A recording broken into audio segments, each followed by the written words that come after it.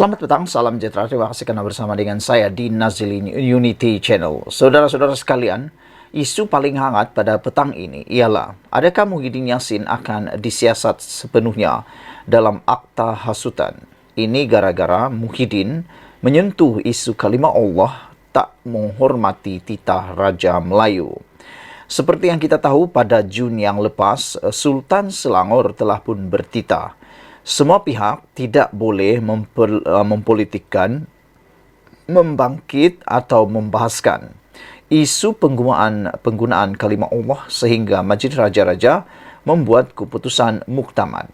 Namun demikian, di dalam satu ucapan yang disampaikan oleh Muhyiddin baru-baru ini berkaitan dengan kes Allah, beliau mengungkap ataupun menggunakan isu ini, memberikan ucapan berkaitan isu Allah di dalam kempen pilihan raya beliau dengan mengatakan, kes Allah Anwar tak rayu, beza tak soal Muhyiddin. Perkara ini mengejutkan kita semua kerana ianya telah pun sebenarnya melanggar titah Kebawah Duli Yang Maha Mulia Sultan Selangor. Dengan ini, DAP telah pun membuat keputusan. Beberapa pemimpin daripada DAP telah pun membuat laporan polis berkaitan dengan ucapan tersebut kerana telah pun memainkan isu 3R, iaitu kaum, agama dan raja-raja.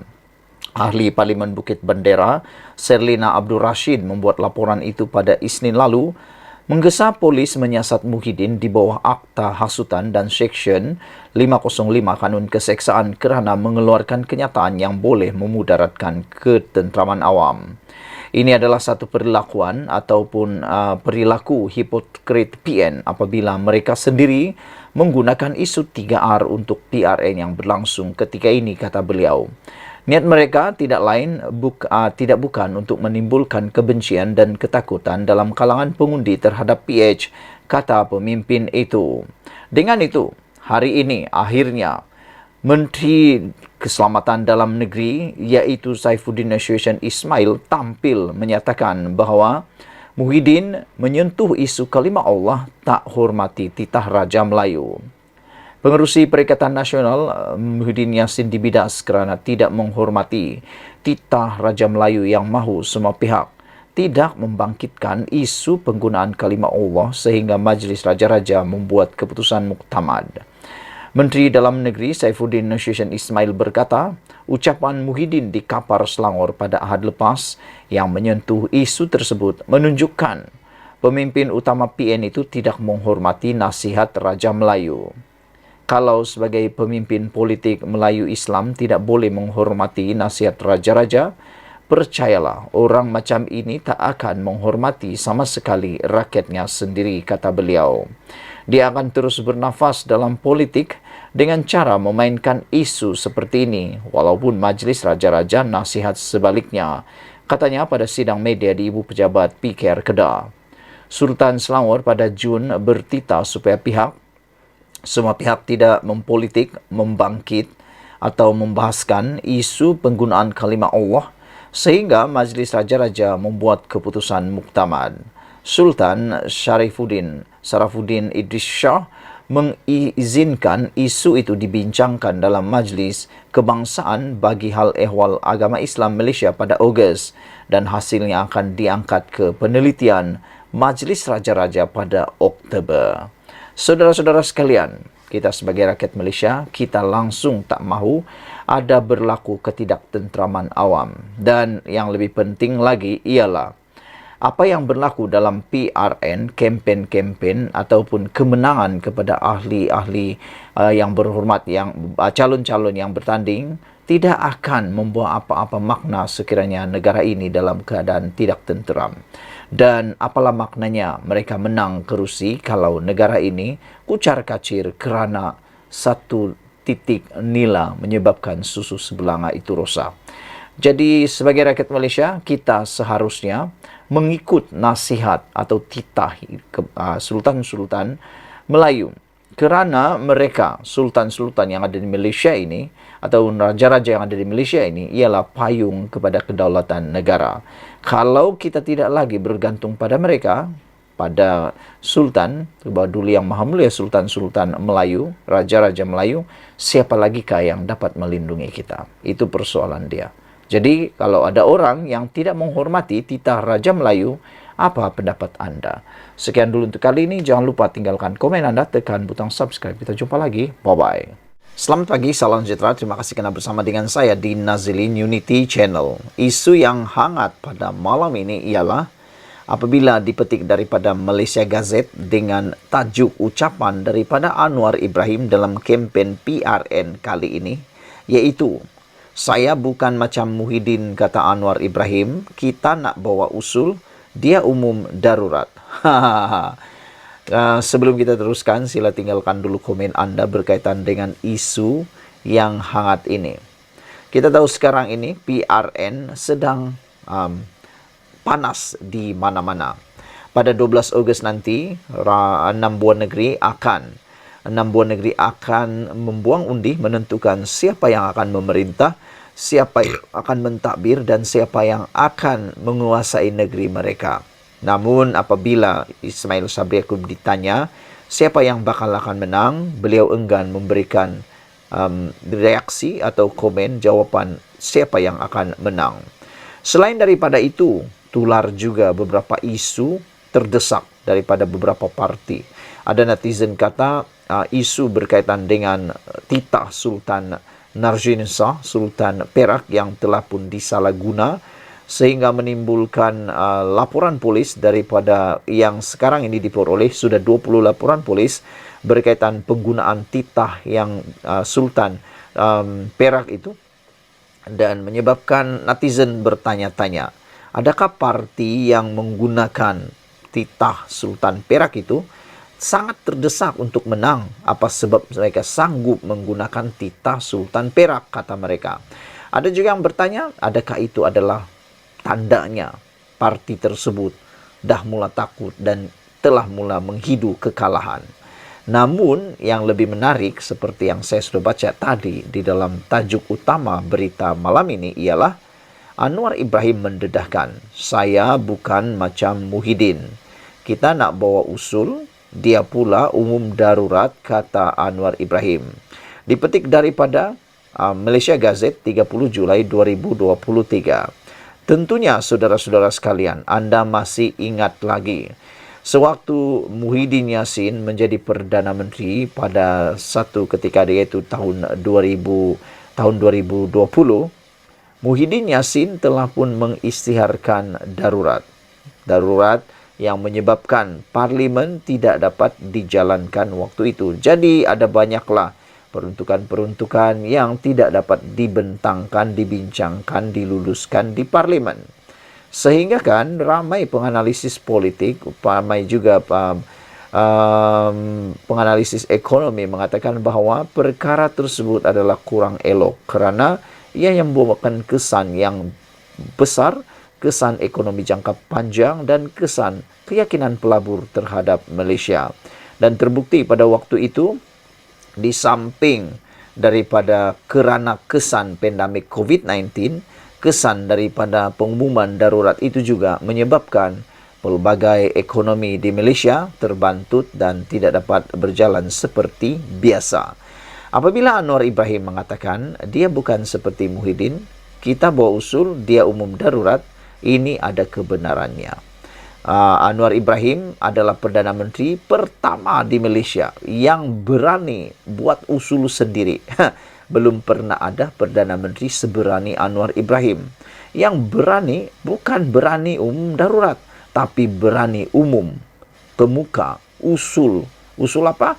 Usul undi percaya terhadap Perdana Menteri dalam parlimen kali pertama dibuka. Karena sebelum Anwar Ibrahim menjadi Perdana Menteri, sebelum parlimen dibuka, banyaklah suara-suara pelik-pelik, suara-suara keras mengecam kononnya Anwar Ibrahim tidak mendapat sokongan penuh di parlimen, dan keabsahan Anwar Ibrahim sebagai Perdana Menteri diragui. Apalagi Anwar Ibrahim dengan keberanian dan keluarbiasaan beliau. Beliau sendiri bawa usul undi tidak percaya di parlimen supaya untuk mengabsahkan keabsahan Anwar Ibrahim sebagai Perdana Menteri. Dan apa yang terjadi? 2/3 ahli parlimen, kurang satu orang sebenarnya, menyokong Anwar Ibrahim pada waktu itu sebagai Perdana Menteri. Dan yang lebih menarik lagi, disitulah kelihatannya ahli-ahli parlimen Perikatan Nasional kalah teruk di dalam pengundian di parlimen itu. Jadi selepas itu ada lagi desas-desus mengatakan bahwa kononnya Anwar Ibrahim akan tumbang, sudah kehilangan majoriti karena ada sudah orang yang akan hianat dan sebagainya. Macam-macam lah, termasuk ramalan daripada Hadi Awang.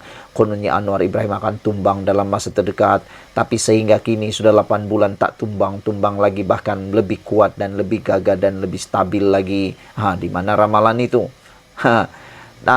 Jadi Anwar Ibrahim pun kata, sekali lagi Anwar Ibrahim kata, dia kata macam ni, kalau aku dah bagi sekali peluang untuk membuat undian tak percaya, masih lagi tak yakin aku ni Perdana Menteri yang sah, okeylah, aku dah buat sekali, takkan 2 kali pula, kata Anwar. Kali ini dia bagi peluang kepada Ketua Pembangkang, iaitu Hamzah Zainuddin dan juga Muhyiddin Yassin untuk membawa pula usul sendiri.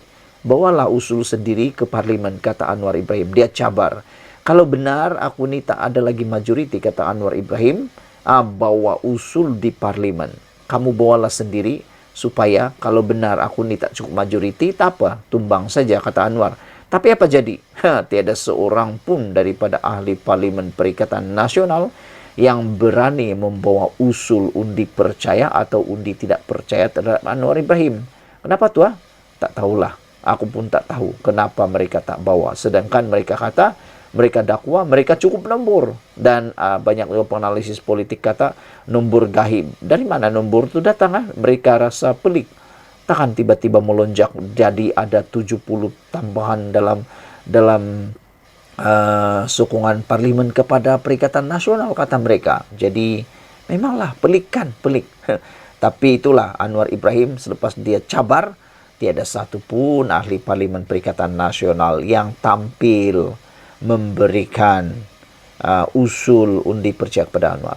Dah takut ke, kata penganalisis politik yang lain. Tak tahulah. Walau bagaimanapun, itu ialah ucapan kempen PRN kali ini daripada Anwar Ibrahim yang memetik, saya bukan macam Muhyiddin, kita nak bawa usul, dia pula umum darurat. Apa pendapat kamu semua? Sebelum kita berpisah, semoga kita semua sehat-sehat sekali. Jangan lupa tinggalkan komen anda, tekan butang subscribe. Malaysia kita punya, kita jaga sama-sama, cintai Malaysiaku. Bye-bye. Selamat pagi, salam sejahtera. Terima kasih kerana bersama dengan saya di Nazilin Unity Channel. Wow, akhirnya saya temui kenapa Nik Abduh, anak Nik Abdul Aziz, almarhum Nik Aziz, iaitu bekas Presiden PAS, tiba-tiba bersara awal daripada politik. Dipetik daripada negara merdeka. Saya terfikir juga dari tadi, kenapa anak Nik Aziz ini tiba-tiba mengundur diri daripada politik, berpuasa daripada politik. Adakah beliau merajuk? Adakah beliau makan hati? Ataupun adakah beliau benar-benar memerlukan masa untuk healing? Tapi dipetik daripada negaramerdeka.com, menulis tajuk, gara-gara menerima kunjungan Perdana Menteri ke-10 iaitu Anwar Ibrahim, Nik Abduh terima padah, terpaksa bersara awal daripada politik. Wah, saya masih ingat sebelum pilihan raya negeri ini dilancarkan atau diberitahu, pernah sekali Anwar Ibrahim berjumpa dengan Nik Abduh. Tetapi Anwar Ibrahim berjumpa bukan sekadar Nik Abduh, tetapi juga berjumpa bersama dengan abang Nik Abduh pada ketika itu. Sebenarnya apa yang Anwar Ibrahim mahu lakukan, itu jauh lebih besar pentingnya.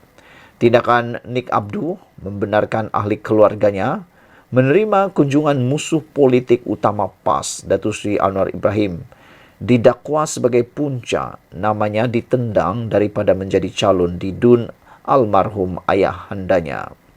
Memetik utusan online, bekas ahli parlimen Bacok itu turut membuat kejutan dengan mengumumkan akan berpuasa dan berehat daripada arena politik tanah air gara-gara kecewa dengan keputusan PAS Kelantan itu. Nick Abdu menerusi satu hantaran yang dibuat naik menerusi laman sosial Facebook bagaimanapun tidak mendedahkan tempo rehat beliau itu. Menurutnya, ia adalah tempo paling sukar buat diri beliau dan bondanya. Semoga PAS bertambah gagah dengan kepimpinan terbaik untuk memacu masa depan negara, tulis beliau lagi. Difahamkan Nick Abdu mengambil keputusan itu selepas berlaku konflik selepas namanya tidak tercalon untuk bertanding Dewan Undangan Negeri Dun Cempaka pada PRN. Sebelum ini, terdapat ura-ura bekas ahli Parlimen Bacok itu akan bertanding di kerusi Dun Cempaka yang merupakan kawasan Allahyarham bapanya. Mengukuhkan lagi dakwaan itu apabila Mersudul Ampas Datuk Seri Hashim Jasin mengesahkan bahawa nama Nick Abdu melepasi tapisan Majlis Syura sekaligus layak menjadi calon parti itu pada PRN akan datang. Bagaimanapun, nama Nick Abdu tercicir daripada arena politik negara selepas namanya tidak tersenarai. Pada pengisytiharan calon PRN Dun di dataran warisan Stadium Sultan Muhammad keempat baru-baru ini, PAS turut membuat kejutan selepas menggugurkan penyandang kerusi berkenaan Ahmad Fathan Mohamud dan menggantikan dengan muka baru iaitu Nick Asma Baharu Nick Abdullah yang merupakan seorang peguam. Utusan Malaysia kemudian melaporkan Nick Abdu mendedahkan permintaannya untuk bertanding di salah satu daripada 3 kerusi Dun di Parlimen Pengkalan Cepa pada PRN telah ditolak. Bercakap pada utusan Malaysia, Nick Abdu berkata, peringkat awal PAS bersetuju mempertimbang hasrat itu, namun apabila nama tidak diputuskan, dia berlapang dada. Keadaan menjadi lebih panas apabila Nick Din Nikmat mendakwa naib Presiden PAS Datuk Muhammad Ammar Nick Abdullah merupakan individu yang menyebabkan nama Nick Abdu tercicir sebagai calon wakil rakyat. Nick Din yang merupakan adik kepada bekas Menteri Besar Kelantan Allahyarham Tan Sri Abdul Aziz Nikmat berkata, sebelum itu dia bertemu dengan Presiden PAS Tan Sri Abdul Hadi Awang pada 23 Jun lalu di Rusila, Terengganu dan beliau memberi jaminan Nick Abdu akan diangkat sebagai calon. Menurutnya dia hairan selepas mendapati anak saudaranya itu tidak dicalonkan di kerusi Dun Cempaka.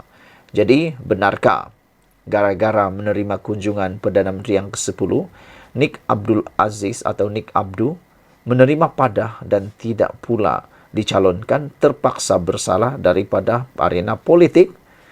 Kalau ini benar-benar berlaku, netizen memberikan satu cadangan luar biasa. Mereka kata, kalau sudah ditolak oleh PAS dan sebabnya pula kerana menerima kunjungan Perdana Menteri sahaja semata-mata, apa kata mereka kalau Nick Abdu pindah saja kiblatnya, pindah ke Parti Amanah, atau paling bagus sekali pindahlah ke Parti Anwar Ibrahim, Parti PKR, dan menjadilah penasihat agama di sana, kata mereka.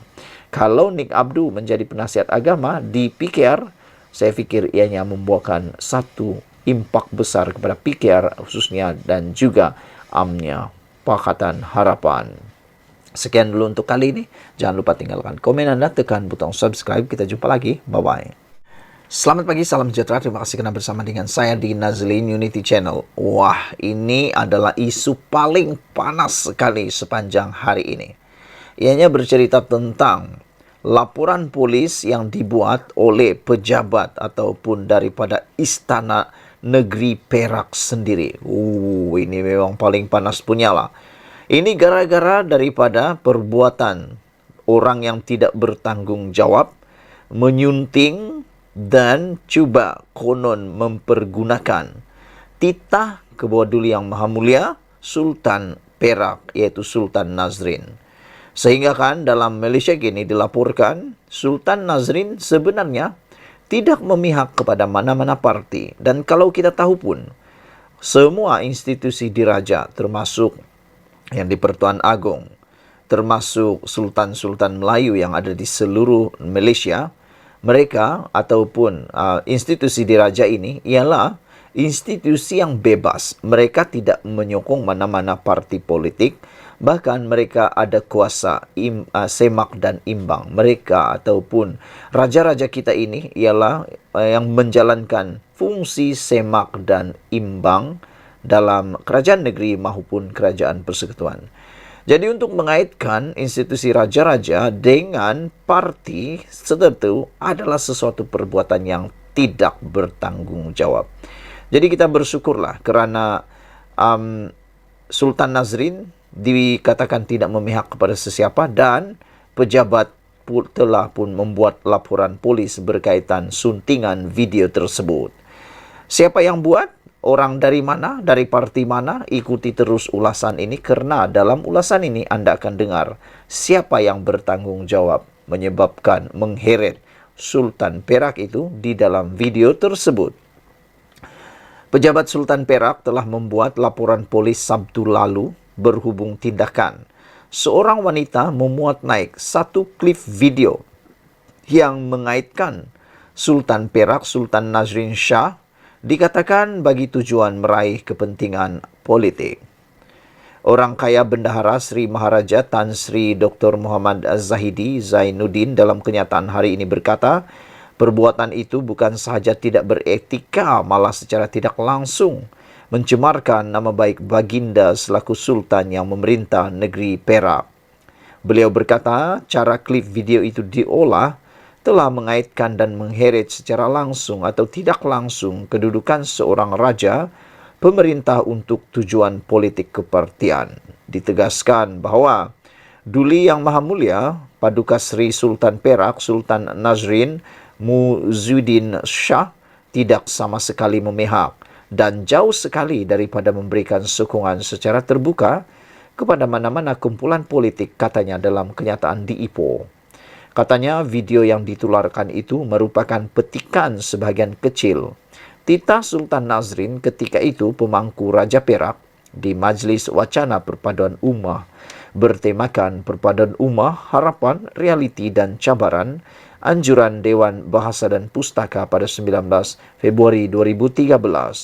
Muhammad Zahidi berkata tindakan yang dilakukan itu dipercayai bertujuan mempengaruhi pengundi agar menyokong PAS dalam suasana menjelang pilihan raya negeri PRN melibatkan 6 negeri yang berlangsung pada 12 Ogos 2023 ini.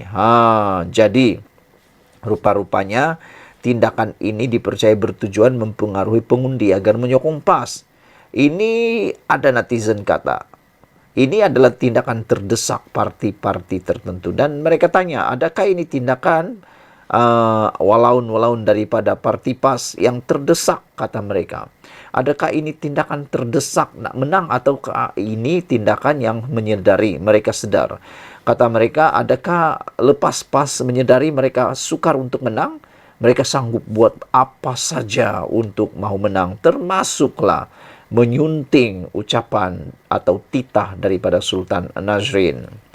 Beliau berkata, titah baginda itu syarat menghuraikan sejarah antara PAS dan UMNO, selain peringatan kepada kedua-dua parti untuk mencari jalan menjalinkan persefahaman dan kerjasama, meskipun memilih pendekatan politik yang berbeza. Titah baginda mengandungi 7.500 patah perkataan dan mengambil masa 90 minit semasa dizahirkan.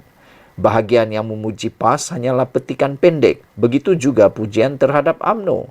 Baginda memberikan ulasan seimbang antara dua buah parti politik Melayu itu dan turut menzahirkan peringatan agar kegairahan mendapatkan sokongan politik dan kuasa jangan sampai memecah belahkan bangsa dan memusnahkan negara, kata beliau lagi.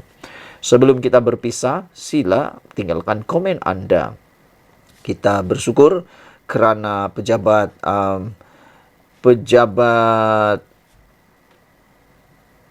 Sultan Perak telah pun membuat laporan polis ini. Dan kita terfikirlah, apakah tindakan-tindakan seperti ini adalah tindakan terdesak nak menang? Itu pertama. Yang kedua, adakah dengan ini menunjukkan bahawa tindakan perbuatan seperti itu menunjukkan PAS mula takut akan kalah? Ialah hanya orang yang terlalu takut kalah yang akan membuat perkara pelik-pelik seperti ini. Sekian dulu untuk kali ini. Jangan lupa tinggalkan komen anda, tekan butang subscribe. Kita jumpa lagi. Bye-bye. Selamat pagi, salam sejahtera. Terima kasih karena bersama dengan saya di Nazilin Unity Channel. Saudara-saudara sekalian, ini satu lagi keputusan yang paling pastinya menggemparkan Perikatan Nasional yang ada di Kedah. Disangkakan Perikatan Nasional akan menang mudah di kawasan ataupun di negeri Kedah. Ramai orang kata Perikatan Nasional akan menang mudah di Kedah, tapi rupa-rupanya ini yang berlaku. Gelombang besar memihak Perikatan Nasional di Kedah sudah berlalu, kata Mazir. Gelombang besar penolakan BN di Kedah seperti yang berlaku pada pilihan raya umum ke-15 telah reda dan berlalu, kata pengerusi BN Kedah, Mazir Khalid. Secara pribadi, Mazir berkata, dia yakin akan berlaku perubahan di Kedah pada PRN kali ini. Gelombang yang berlaku pada November tahun lalu memang sangat besar hingga membolehkan Perikatan Nasional mendapat terlalu banyak undi. Tetapi dalam PRU 14, iaitu sebelum gelombang itu wujud, PAS cuma menang 15 kerusi saja dan tidak dapat menubuhkan kerajaan. Yang menubuhkan kerajaan ketika itu adalah Pakatan Harapan PH, sebelum kerajaan itu diambil alih oleh PAS di tengah jalan. Kini, gelombang dalam PRU 15 sudah tiada dan kita kembali kepada keadaan asal. Katanya ketika ditemui media sewaktu berkempen di Kampung Kubang, Kenyeng di Padang Terap hari ini. Pada PRU 15 November lalu, Perikatan Nasional memenangi 13 daripada 14 kerusi parlimen yang dipertandingkan. Mereka yang tumbang termasuk Dr. Mahathir Mohamad dan anaknya Mukriz Mahathir yang pernah menjadi Menteri Besar sebanyak 2 kali. Malah kedua-dua mereka hilang wang pertaruhan masing-masing. BN pada PRN Kedah kali ini membentuk kerjasama dengan PH bagi berdepan PN dalam usaha merampas kembali negeri tersebut. Pada PRN Kedah 12 Ogos nanti, BN mempertaruhkan 15 calonnya berdepan cabaran PN, manakala PH bertanding di 16 kerusi. Jadi tanpa ada gelombang dan angin yang kuat itu, maka saya jangkakan akan berlaku persaingan sengit melibatkan PN dengan gabungan BN serta PH bagi memerintah negeri ini, tambah Mazir. Pada pilihan raya 2008, BN digulingkan selepas Pakatan Harapan memenangi 18 daripada 36 kerusi, manakala PAS berjaya mendapat 15 kerusi. Bagaimanapun, kerajaan negeri pimpinan PH tumbang pada tahun 2020 menyebabkan pimpinan PAS Muhammad Sanusi Matnor menggantikan Mukriz sebagai Menteri Besar. Mengulas lanjut, Mazir berkata, rakyat Kedah mula menyedari betapa mereka tidak boleh menolak BN begitu saja setelah melihat perbezaan khidmat antara wakil rakyat BN dan PN di kawasan tersebut. Dalam PRU 15 yang datang, pada waktu itu bukan angin biasa-biasa, sebaliknya taufan atau ribut taufan yang menyebelahi PN. Penilaian untuk mengundi sudah tidak bergantung kepada khidmat, tetapi lebih kepada sentimen agar terus menolak BN, walau siapapun calonnya pada waktu tersebut, kata beliau lagi. Disebabkan itu saya sering ingatkan agar rakyat mengundi kerana perkhidmatan dan bukan kerana gelombang. Fikir semula apa manfaat yang mereka terima jika sekadar menderu mengikut gelombang tanpa menilai perkara-perkara lain termasuk khidmat bakal diberikan wakil rakyat, kata beliau lagi. Sekian dulu untuk kali ini. Jangan lupa tinggalkan komen Anda. Sila tinggalkan komen Anda dan tekan butang subscribe. Kita jumpa lagi. Bye-bye. Selamat pagi, salam sejahtera. Terima kasih kerana bersama dengan saya di Nazilin Unity Channel. Selepas Sanusi didakwa di mahkamah atas 2 pertuduhan, yaitu menghina Sultan Selangor dan juga mempertikaikan kewibawaan Sultan yang di-Pertuan Agong, kali ini timbul pula desas-desus. Adakah ada lagi pemimpin daripada Perikatan Nasional yang akan diheret dalam akta hasutan? Mereka semua bertanya, adakah apa yang diucapkan baru-baru ini oleh Muhyiddin Yassin juga akan menyebabkan beliau diheret ke mahkamah? Ini satu ulasan dipetik daripada sahbudin.com. menulis dengan tajuk Muhyiddin langgar garis merah 3R, yaitu Raja Bangsa Melayu atau bangsa-bangsa dan juga agama. Tindakan juga harus diambil terhadapnya, kata penulis Sabudin.com. Teliti apa yang pengurus CPN Muhyiddin Yassin sentuh dalam kempen ceramahnya semalam ini adalah jelas. Beliau telah menyentuh dan membuat tuduhan berkaitan isu 3R dalam kempen politiknya. Berikut adalah apa yang disentuh atau dituduh Muhyiddin itu. Pengurus CPN itu mendakwa kerajaan perpaduan sebenarnya ditakbir bukan Melayu. Susulan tiada rayuan di mahkamah berhubung isu kalimah Allah. Muhyiddin mendakwa ketika menggalas tugas sebagai Menteri Dalam Negeri, beliau menerima tekanan daripada DAP untuk tidak mengemukakan rayuan dalam kes tersebut. Semasa saya menjadi Menteri Dalam Negeri di bawah kerajaan PH, saya menggesa mereka merayu terhadap keputusan Mahkamah Tinggi mengenai hak wanita Sarawak menggunakan kalimah Allah. Di sebalik Anwar ada anggota parti DAP.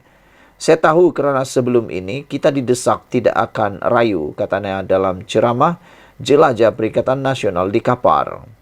Anda boleh merujuk berita penuhnya itu daripada Free Malaysia Today.